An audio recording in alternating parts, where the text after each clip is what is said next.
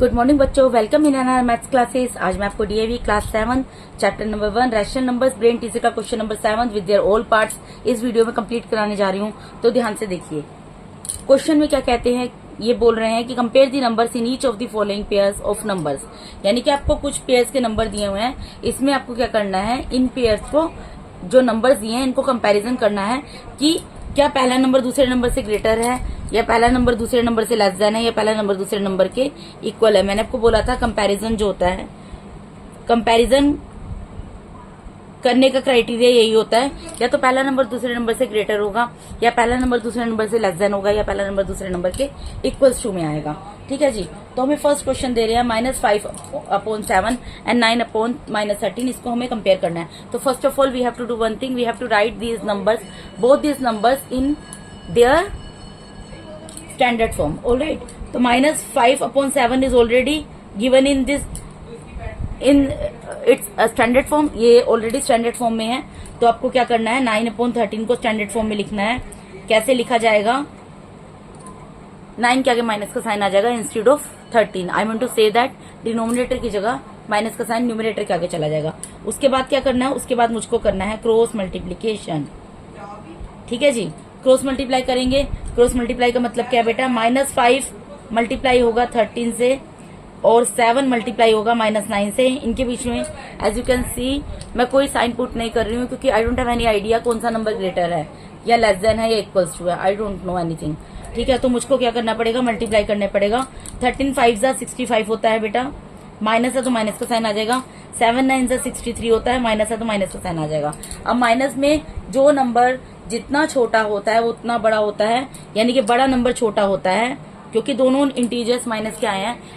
इसका मतलब है कि -65 इज लेस देन -63। -67 किसको सोल्व करके आया है, देयरफॉर में लिख देंगे -5/7 इज लेस देन, जैसा हमें क्वेश्चन में दिया था बिल्कुल वैसा लिख देंगे, 9/-13 आंसर। ठीक है जी, नेक्स्ट पार्ट पे मूव करते हैं। नेक्स्ट पार्ट में बोल रहे हैं -4/9 एंड -3/7। अब ये दोनों नंबर अपने स्टैंडर्ड फॉर्म में है, ना तो ये आपस में कैंसिल हो सकते हैं किसी भी एक कॉमन फैक्टर से। इनका common factor I mean to say that सिर्फ और सिर्फ 1 है, ना तो ये किसी सेम नंबर से डिवाइड हो सकते हैं, आपस में कैंसिल नहीं हो सकते, और ना ही इनके डिनोमिनेटर में माइनस का साइन है। तो क्वेश्चन को करते हैं हम सोल्व। -4/9 है, यहाँ पर -3/7 है। इनको क्या करना पड़ेगा, हमको क्रॉस मल्टीप्लाई करना पड़ेगा। क्रॉस मल्टीप्लाई में क्या होगा बेटा, -4 मल्टीप्लाई होगा 7 से, 9 मल्टीप्लाई होगा -3 से। ठीक है बेटा, तो 4 7 से कितना होता है 28, माइनस का साइन आ गया। 9 3 से कितना होता है 27, माइनस का साइन आ गया। अब इसमें बताइए पहला नंबर क्या दूसरे नंबर के इक्वल है, या लेस देन है, या ग्रेटर है, लेस देन है। तो -28 कैसे आया, देयरफॉर हम लिख देंगे -28 किसको सोल्व करके आया बेटा, -4/9 को। इधर की सीरीज चल रही है ना, देखिए इधर की लाइन में चल रहा है ना, तो यहाँ पर -4/9 इज लेस देन -3/7 आंसर। ठीक है बेटा जी। अब इसके अगले पार्ट में मूव करते हैं। अगले पार्ट में क्या बोल रहे हैं बेटा, -3/-5 एंड 12/20 में आपको कंपैरिजन करना है। तो देखिए मैं यहीं पे कर देती हूँ पहले तो इनको चेंज। यहाँ पे देखिए -3/-5 दिया है बेटा।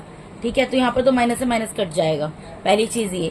और दूसरे नंबर क्या है, 12/20 है। ये स्टैंडर्ड फॉर्म में नहीं था, क्योंकि इसके न्यूमिनेटर एंड डिनोमिनेटर दोनों जगह माइनस का साइन गिवन था। तो मैंने माइनस से माइनस का साइन को कैंसिल कर दिया, जिससे कि ये अपने स्टैंडर्ड फॉर्म में आ गया। उसके बाद जो दूसरा रैशनल नंबर हमको दिया हुआ है वो 12/20 दिया है। ये भी इसमें माइनस का साइन नहीं है, लेकिन ये भी अपने स्टैंडर्ड फॉर्म में नहीं लिखा हुआ। क्यों, क्योंकि इसका कॉमन फैक्टर सिर्फ 1 नहीं है, ये भी डिवाइड होगा।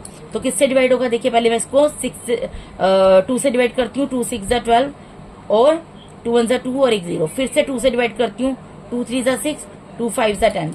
यानी कि अब मेरे पास नंबर क्या आ गए बेटा, 3/5 एंड 3/5। अब मुझे इनको क्या करना है, क्रॉस मल्टीप्लाई। समझे, यहाँ पर 3/5 आ गया और यहाँ पर कैंसिल होके 3/5 आ गया।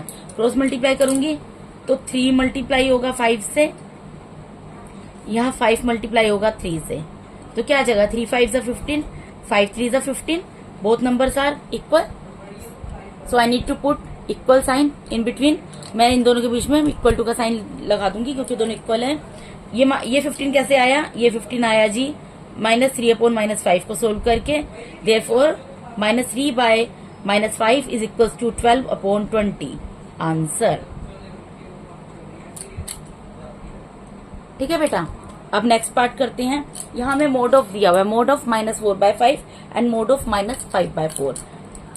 देखो बेटा, मोड ऑफ -4/5 बोल दो या absolute value of -4/5। First of all हमें क्या करना पड़ेगा, -4/5 की एब्सोल्यूट वैल्यू फाइंड आउट करनी पड़ेगी।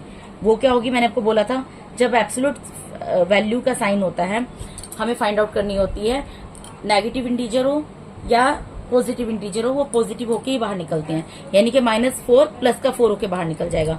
तो ये इसकी वैल्यू आ गई, और यहाँ पर -5/4 दिया है, ये भी क्या निकलेगा 5/4।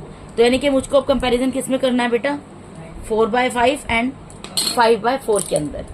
ठीक है जी, तो मैं यहाँ पे लिख दूंगी 4/5 और यहाँ लिख दूंगी 5/4 और इनके बीच में क्रॉस मल्टीप्लीकेशन का साइन पुट कर दूंगी। ठीक है जी, अब 4 से मल्टीप्लाई होगा, 4 × 4 और इधर लिखूंगी 5 × 5। तो 4 से कितना होता है बेटा 16 और ये कितना आ गया 24। क्या 16 25 के इक्वल है या 16 ग्रेटर है 25 से, या 16 लेस देन है 25 से, लेस देन है तो लेस देन का साइन पुट करेंगे। ये 16 किससे आया, एब्सोल्यूट वैल्यू ऑफ -4/5 से, तो इसकी जगह मैं लिख दूंगी therefore absolute value of 4/5 -4/5 is less then absolute value of -5/4 answer. ठीक है बेटा, उसके बाद इसका 5th पार्ट में मूव करते हैं। 5th पार्ट में क्या बोल रहे हैं, 5th पार्ट में क्या बोल रहे हैं, 5th पार्ट में बोल रहे हैं आपको निकालना है 5/7 की एब्सोल्यूट वैल्यू। 5/7 की एब्सोल्यूट वैल्यू क्या आएगी बेटा, 5/7 की एब्सोल्यूट वैल्यू आ जाएगी 5/7। ठीक है जी, और उसके बाद किसकी एब्सोल्यूट वैल्यू निकालनी है, एब्सोल्यूट वैल्यू निकालनी है -15/21। पहले तो मैं इसकी एब्सोल्यूट वैल्यू निकालूंगी, वो निकलेगी 15/21 पॉजिटिव होके। उसके बाद क्या ये अभी भी स्टैंडर्ड फॉर्म में है, नहीं, क्योंकि इनका कॉमन डिनोमिनेटर सिर्फ 1 नहीं, कॉमन फैक्टर 1 नहीं है, ये अभी आपस में कैंसिल होंगे। तो ये किस टेबल से कैंसिल होंगे, 3 के टेबल से। 3 5 से 15, 3 7 से 21, 5/7 आ गया। ठीक है जी, तो मुझे किस में कंपैरिजन करना है, 5/7 और 5/7 में। तो मैं यहाँ लिखूंगी 5/7, यहाँ लिखूंगी 5/7। ठीक है बेटा, और इसके बीच में क्रॉस मल्टीप्लाई का साइन लगा दूंगी, क्रॉस मल्टीप्लाई का साइन लगाऊंगी। अब इसको मल्टीप्लाई करूंगी, 5 मल्टीप्लाई होगा 7 से, यहाँ 7 मल्टीप्लाई होगा 5 से। 5 7 35 and 7 5 is also 35, both are equal. ठीक है, ये 35 कैसे आया, therefore mod of 5/7 is equals to mod of -15/21। इसी को सोल्व करके आया ना बेटा, लेफ्ट वाली वैल्यू लेफ्ट के साइड पे लिख दी और राइट वाला नंबर राइट के साइड में लिख दिया। अब इसका लास्ट पार्ट हम कर रहे हैं, ये दिया -8/-9 एंड -3/9। तो पहले मैं एब्सोल्यूट वैल्यू इसकी निकालती हूँ, -8/-9 की क्या निकलेगी बेटा, 8/9 निकल जाएगी। ठीक है जी, फिर मैं निकालती हूँ -3/9 की एब्सोल्यूट वैल्यू क्या निकलेगी, 3/9 निकल जाएगी। यानी कि अब मुझे किन दो रैशनल नंबर्स को कंपेयर करना है, 8/9 एंड 3/9। तो मैं यहाँ पर लिखूंगी 8/9, यहाँ लिख दूंगी 3/9। इन दोनों को मैं करूंगी क्रॉस मल्टीप्लाई, तो 8 मल्टीप्लाई होगा 9 से और 9 मल्टीप्लाई होगा 3 से। तो 8 9 से कितना आ गया 72, 9 3 से कितना आ गया 27। क्या ये इक्वल है, लेस देन है 72, 72 क्या है, ग्रेटर देन है। देयरफॉर यहाँ पर 72 is greater than, since 72 is greater than 27, therefore -8/-9 is greater than -3/9। यहाँ पे आप सीन्स का साइन लगा सकते हैं, ये देयरफॉर का साइन होता है, ये सीन्स का साइन होता है। यहाँ पर लिख देती हूँ, जब 2 डॉट ऊपर आते हैं और 1 डॉट नीचे जाता है, सीन्स का साइन होता है। जब 1 डॉट ऊपर आता है और 2 डॉट नीचे जाते हैं तो ये देयरफॉर का साइन होता है। ठीक है जी, सब में लगा देती हूँ, यहाँ पर भी लगा देती हूँ सीन्स, यहाँ पर भी लगा देती हूँ सीन्स, यहाँ पर भी लगा देती हूँ सीन्स।